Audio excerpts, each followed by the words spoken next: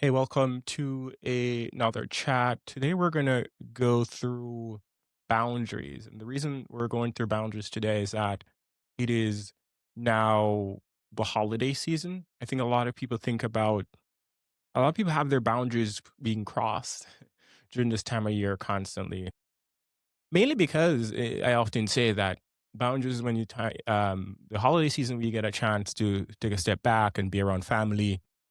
And families cross your boundaries a lot, in case you guys don't know. And I want to share some tips that have worked for me in the past and some things that I'm considering. Um, Personally, I just had my first baby, so I'm not really traveling this Christmas.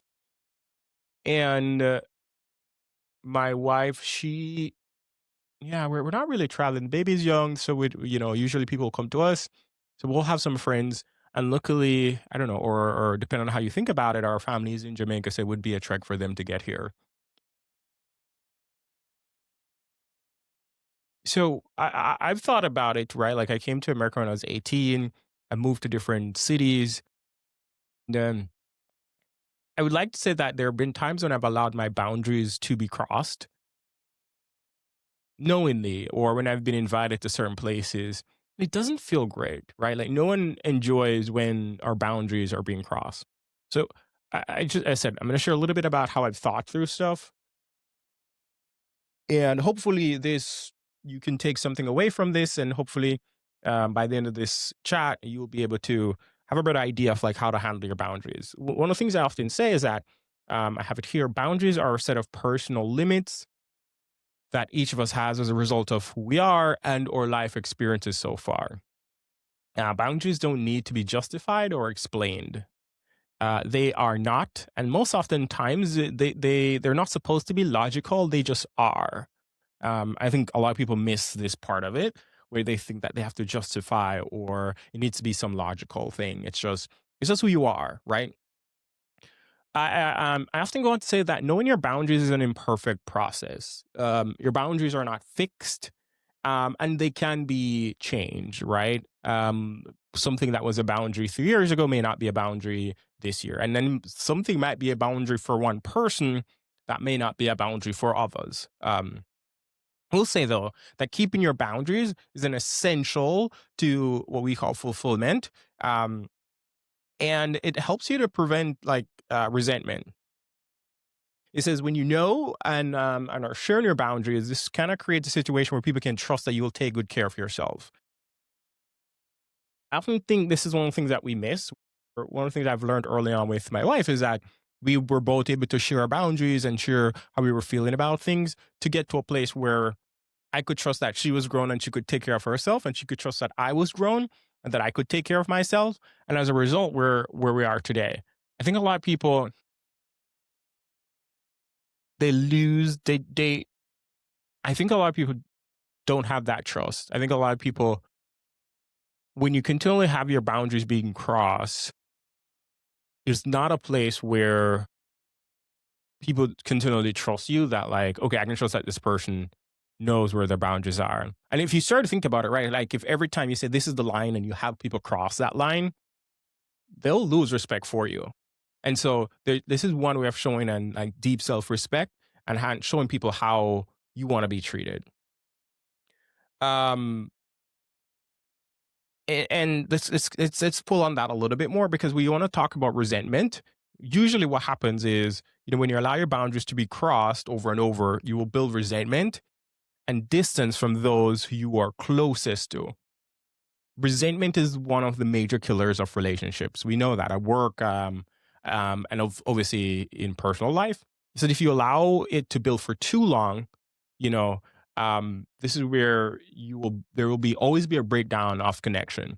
So why should we care? Is because if we allow our boundaries to be crossed too much times, you know, people lose trust in us and then start to build resentment. We know that as resentment is one of those like I think a deep rooted silent killers of most relationships. So, you might ask me and you say, hey D, like how do you know like when your boundaries are being crossed? Like how can you tell? I think it's very simple. So how do we tell if our boundaries are being crossed? Usually, the emotion of anger or there's a physical sensation of shutting down and dissociating. These are signs that usually you're in a situation where you're allowing your boundaries to be crossed. People allow their boundaries to be crossed all the time, right? Like they're afraid that they will hurt the other person or be left. Obviously, if you're in a relationship with someone, you're afraid that like if you don't allow this person to cross your boundaries, that they will leave you.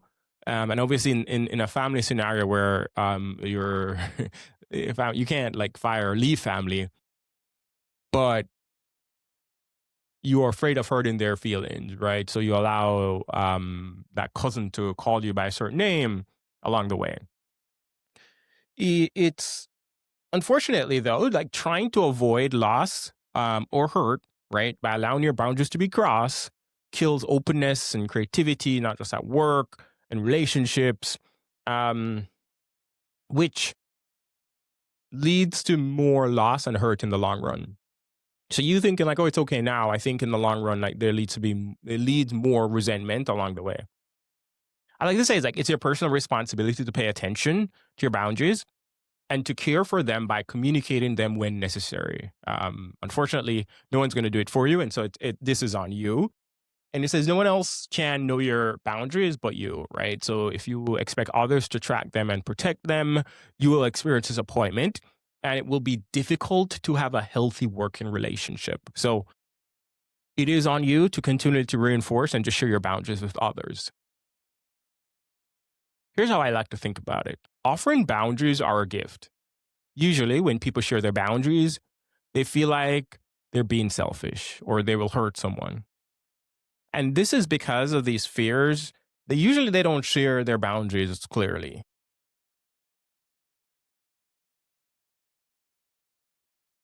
It's I think there's a better way, right? Um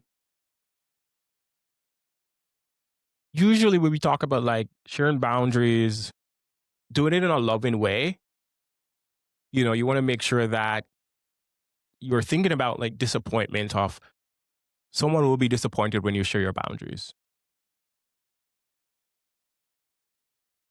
Always. The I will say that it is a process more of a one-off thing. And no matter how much you think you were going to tell the person once that they're going to get it, it's just not going to happen. And so it's on you to know that like if you can shift that mindset of like I'm going to share this with this person and it's going to take multiple iterations for us to get there. Okay, it's a process we can work towards. Now, I will say that there's going to be times when you're going to have to walk away, and there's varying scales, right? If that's work, you can share. I think people are way more respectful of our boundaries at work, and that's easier to share. There's an incentives there in relationships. There's also you're in control. You can walk away. With family, it becomes even tricky, and that's what we're talking about in this holiday season. With family, it becomes really tricky because you can't fire family. So what do you do? I think there's an opportunity there where after you've said and done and you've gotten to a point where you're no longer functional, where this thing takes you out of your best version of yourself, of the version of yourself that you'd like to be, then I think it's time to make drastic where it's like, let us not even go into these scenarios. I think it's so important because I think you can't escape, like, you can't keep putting yourself in scenarios that if you realize that the person doesn't have the capacity to honor your if the person doesn't have the capacity to honor your boundaries, I would say you don't need them in your life. And that might sound harsh, but that's what it takes, especially if it's family. These are some of my thoughts. I hopefully this has helped you to think through how to set boundaries going into this holiday period. Um, Happy holidays to you all out there, and looking forward to the next session. Thanks all.